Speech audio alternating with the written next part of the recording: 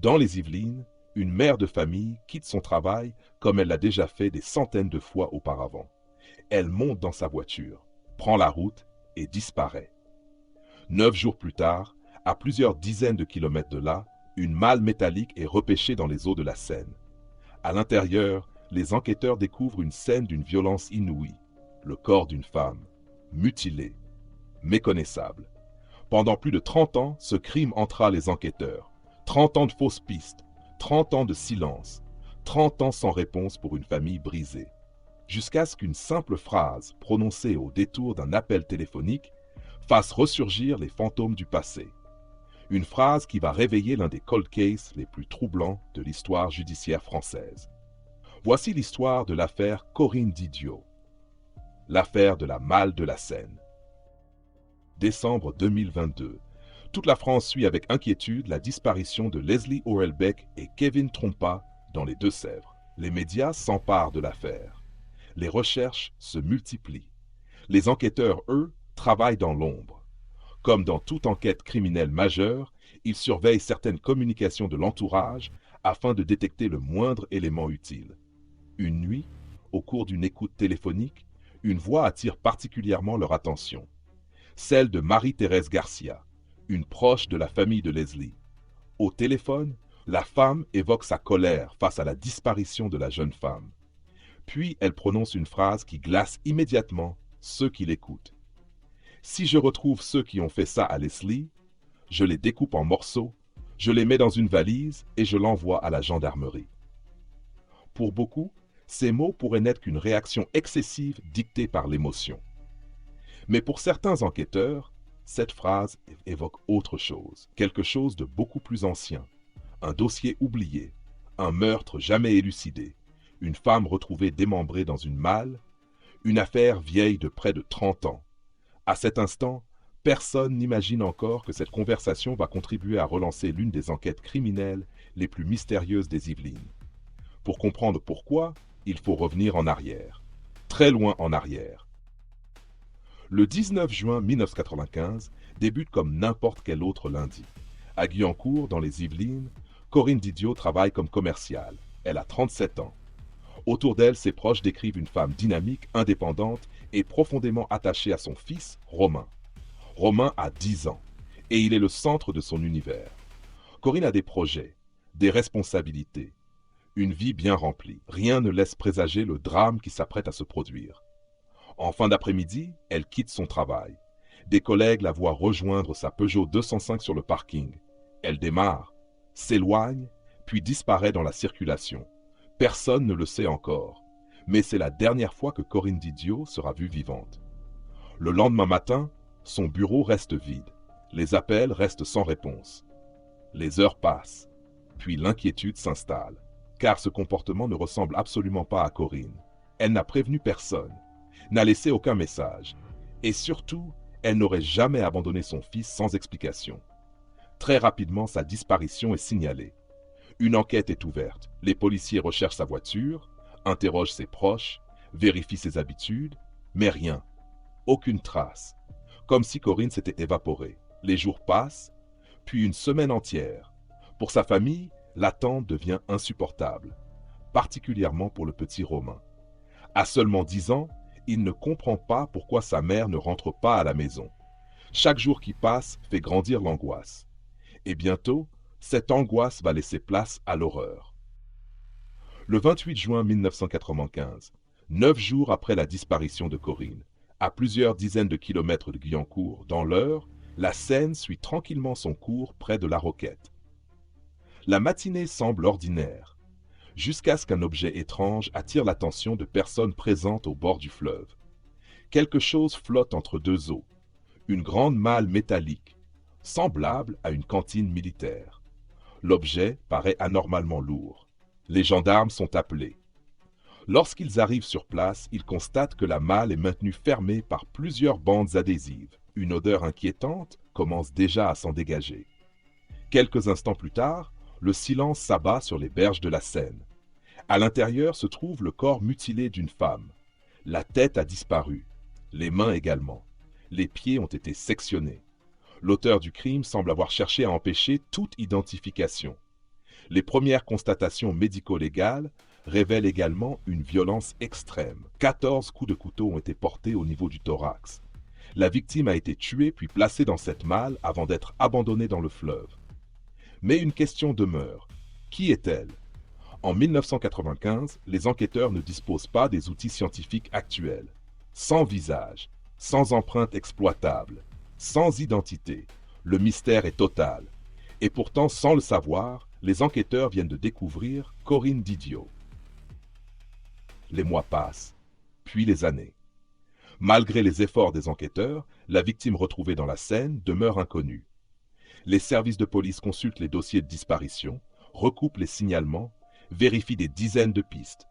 Mais rien ne permet d'identifier formellement la femme retrouvée dans la malle. Pendant ce temps, la famille de Corinne continue d'espérer et de s'interroger. Où est-elle? Que lui est-il arrivé? Pourquoi n'a-t-on retrouvé aucune trace de sa voiture? Puis, en 1987, l'enquête connaît enfin une avancée décisive. Grâce au progrès de l'analyse ADN, les experts parviennent à comparer les prélèvements effectués sur le corps avec ceux de la famille de Corinne. Le résultat est sans appel. La victime retrouvée dans la Seine est bien Corinne Didio. 2 ans après sa disparition, son destin est enfin connu. Mais une nouvelle question surgit immédiatement.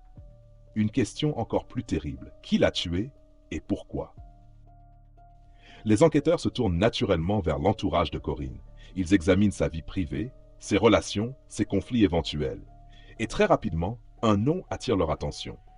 Antonio Marquez, son ancien compagnon, le père de son fils Romain.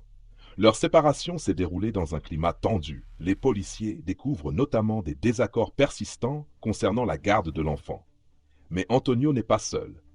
Autour de lui gravite tout un cercle familial que les enquêteurs commencent à examiner avec attention. Parmi ses proches figure une femme au caractère réputé particulièrement affirmé. Marie-Thérèse Garcia, très présente dans la vie du petit Romain, très impliquée dans les relations familiales, très proche également du clan Marquez. Dès les premiers jours de l'enquête, elle est entendue par les policiers. Selon ses déclarations, Corinne aurait pu quitter volontairement son entourage. Mais les vérifications effectuées par les enquêteurs racontent une toute autre histoire. Corinne avait des projets, des engagements professionnels et surtout un fils qu'elle adorait. Rien ne permet de croire à une disparition volontaire. Les policiers poursuivent donc leurs investigations. Et bientôt, ils découvrent un épisode ancien qui pourrait avoir laissé des traces profondes. Un épisode remontant à plusieurs années avant le meurtre. Un épisode où se mêlent jalousie, trahison et ressentiment.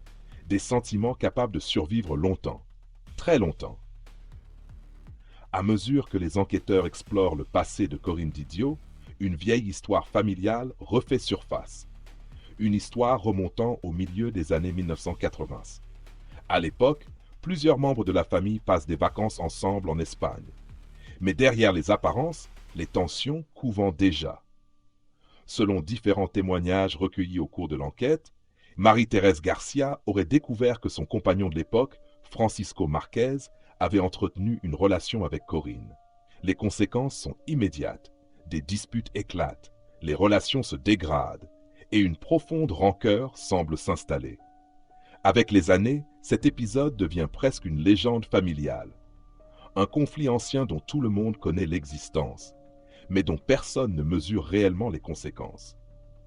Pour les enquêteurs, cette histoire attire l'attention, non pas parce qu'elle prouve quoi que ce soit, mais parce qu'elle apporte un contexte, un climat, une possible explication à certaines tensions qui entouraient la victime. À cela s'ajoutent les désaccords persistants autour de la garde de Romain. Plus les policiers avancent, plus ils ont le sentiment qu'ils évoluent au sein d'une famille traversée par des rivalités anciennes. Pourtant, malgré les soupçons, il manque toujours l'essentiel, la preuve. Car en matière criminelle, les intuitions ne suffisent pas. Il faut des faits, des éléments matériels. Et sur ce point, le dossier demeure désespérément vide. L'enquête commence à s'enliser. Les policiers continuent de travailler. Ils vérifient chaque piste, reprennent les auditions, analysent les moindres incohérences, mais rien ne permet d'identifier formellement l'auteur du crime. La malle métallique devient l'une des principales pistes techniques. Les enquêteurs tentent d'en retrouver l'origine.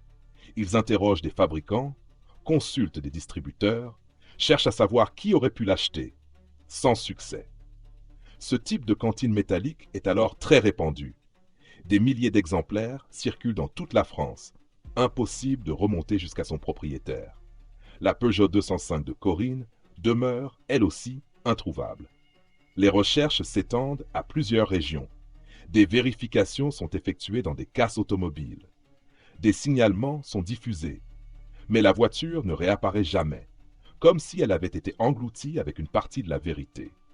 Les années passent, les enquêteurs changent, les magistrats se succèdent, et progressivement, le dossier perd son élan. En 2000, faute d'éléments suffisants, un premier non-lieu est prononcé. Pour la famille de Corinne, c'est un choc, mais elle refuse de renoncer.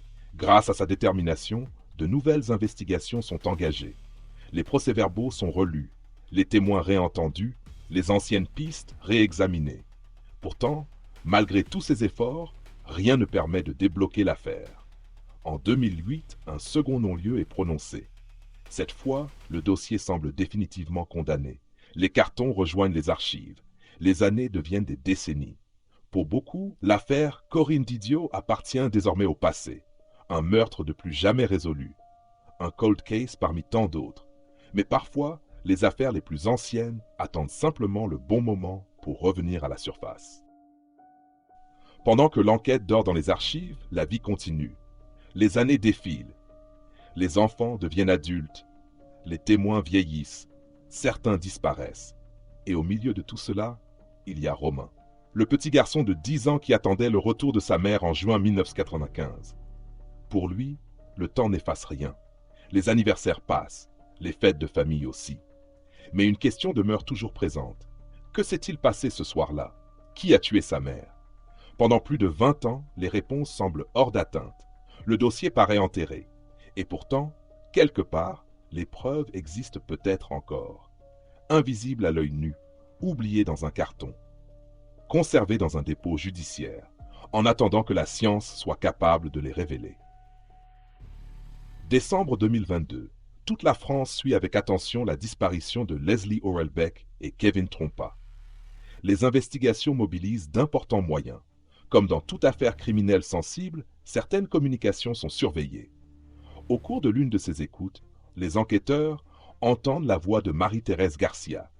La conversation porte sur la disparition de Leslie. Puis vient cette phrase. Une phrase qui va marquer les esprits. Si je retrouve ceux qui ont fait ça à Leslie, je les découpe en morceaux, je les mets dans une valise et je l'envoie à la gendarmerie. Les mots résonnent. Découper un corps, le placer dans un contenant, le faire disparaître. Pour certains enquêteurs, cette formulation rappelle immédiatement un dossier ancien, celui de Corinne Didio. L'idée d'un rapprochement commence alors à circuler. Personne ne prétend qu'une phrase constitue une preuve. Mais elle suffit à attirer l'attention sur un dossier que l'on croyait définitivement enterré. Très vite, les magistrats décident de réexaminer l'affaire. Les cartons sont ressortis des archives. Les pièces à conviction sont récupérées. Et près de 30 ans après le meurtre, l'enquête redémarre. Lorsqu'ils rouvrent le dossier, les enquêteurs disposent d'un avantage considérable sur leurs prédécesseurs. La science. En 1995, l'analyse ADN n'en est qu'à ses débuts. De nombreuses traces considérées comme inutilisables à l'époque peuvent désormais être exploitées. Les policiers décident donc de reprendre l'étude des scellés conservés depuis toutes ces années. Parmi eux, figure un élément essentiel. Les bandes adhésives utilisées pour maintenir fermée la malle retrouvée dans la Seine. À première vue, il ne s'agit que de vieux morceaux de ruban adhésif jaunis par le temps. Mais pour les experts, ces objets représentent une véritable capsule temporelle. Chaque surface peut avoir conservé une trace biologique. Un cheveu, un poil, une cellule de peau, quelque chose qui aurait échappé aux enquêteurs des années 1990. Des éléments biologiques exploitables sont détectés. Les expertises réalisées orientent alors les enquêteurs vers une personne déjà connue du dossier depuis le premier jour. Marie-Thérèse Garcia. Pour la première fois en près de 30 ans, une preuve scientifique vient renforcer les soupçons qui pesaient sur elle. Mais les enquêteurs savent qu'un résultat ADN ne raconte pas toute l'histoire. Ils ont besoin de comprendre comment ce crime a été commis, qui y a participé, et surtout, pourquoi. Pour cela, il leur faut encore une chose, la parole de ceux qui ont vécu au cœur même de cette famille. Et cette parole est sur le point de surgir. Près de 30 ans ont passé. 30 années durant lesquelles les souvenirs se sont estompés. 30 années pendant lesquelles les protagonistes ont vieilli. Mais lorsqu'une enquête renaît après autant de temps, les enquêteurs savent qu'ils doivent reprendre chaque élément depuis le début. Chaque témoignage, chaque déclaration, chaque relation familiale. Ils convoquent d'anciens proches, réentendent des témoins, réexaminent des propos tenus des décennies plus tôt. Et peu à peu, certains silences commencent à se fissurer. Parmi les personnes entendues figure Nancy, la fille de Marie-Thérèse Garcia.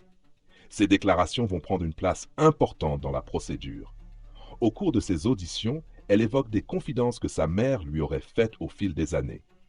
Selon son récit, Marie-Thérèse Garcia lui aurait parlé du meurtre de Corinne Didio et aurait désigné un ancien pavillon situé à Saint-Hilarion, dans les Yvelines, comme un lieu lié aux faits. Elle évoque également des conversations familiales qu'elle affirme n'avoir jamais oubliées. Pour les enquêteurs, ces déclarations méritent d'être examinées avec la plus grande attention. Pour la défense, elles soulèvent au contraire de nombreuses questions et doivent être considérées avec prudence. Mais une chose est certaine, ajoutés aux nouvelles expertises scientifiques, ces témoignages donnent une nouvelle dimension à l'affaire. Pour la première fois depuis près de 30 ans, les magistrats considèrent que le dossier contient suffisamment d'éléments pour poursuivre les investigations à un niveau inédit. Le vieux cold case est désormais redevenu une affaire criminelle bien vivante. Printemps 2023. La justice passe à l'action. Près de 28 ans après la disparition de Corinne Didio, Marie-Thérèse Garcia est interpellée. L'image frappe les observateurs. Au centre de cette affaire se trouve désormais une femme âgée de plus de 75 ans. Une femme que beaucoup pensaient à l'abri de toute poursuite judiciaire dans ce dossier. Placée en garde à vue, elle est confrontée aux nouveaux éléments réunis par les enquêteurs. Les expertises, les témoignages, les recoupements réalisés au cours de la réouverture de l'enquête. Mais Marie-Thérèse Garcia conteste les accusations. Elle rejette les conclusions de l'enquête et nie toute implication dans le meurtre de Corinne Didio. Pendant ce temps, les policiers poursuivent leurs investigations. D'anciens lieux sont réexaminés, des perquisitions sont réalisées. Les enquêteurs tentent de reconstituer ce qui s'est produit durant l'été 1995.